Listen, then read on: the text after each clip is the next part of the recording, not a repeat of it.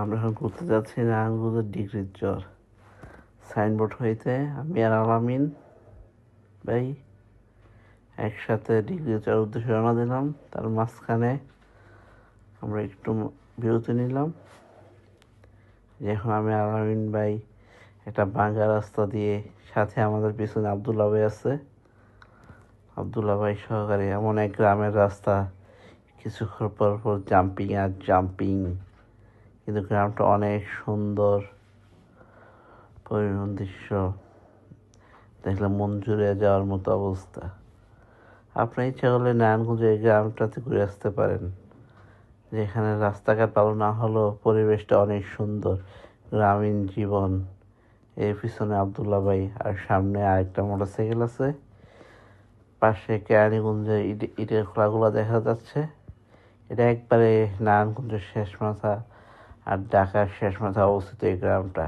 এটা এক সময় এটা অনেক বড় চর ছিল।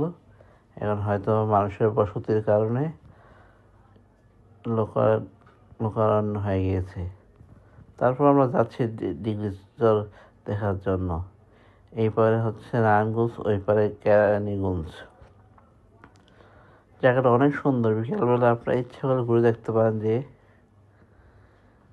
এই যে আমরা ডিগ্রি চরের রাস্তায় আছি, আলামিন ভাই রোড গার্ড সম্বন্ধে কিছু বলতেছে। রোডটা অনেক সুন্দর, মনে হয় যে অনেকক্ষণ ঘোরাঘুরি করা যায়। এই যে চারপাশে ইটের খোলা, পরিবেশটা খুবই দূষিত। এই যে ডিগ্রির চর, যেখানে একটা লঞ্চ ঘাট আছে। এই যে যুবক, উনি নাকি 25 বছরের যুবক, না উনি তো 20 বছর। এই যে ওনারা দুজন তো পাত্রী যাচ্ছে, ওনাদের নাকি এখনো 21 আর 22 চলতেছে। ওনাদের জন্য পাত্রী দেখার জন্য আমরা ডিগ্রি চরে চলে গেছিলাম, যে গেলে কোনো পাত্রী দেখতে পাই। কিন্তু ডিগ্রি চরটা দেখলে মনে হতো মিনি কক্সবাজারের মতো ঢেউ একটা পাওয়া যায়।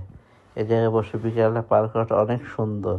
কিছুক্ষণ পর পর বড় বড় জাহাজ, লঞ্চ, স্টিমারগুলো আসছে যাচ্ছে, আর এই জায়গায় বসে বসে সূর্য অস্ত দেখতে খুবই সুন্দর।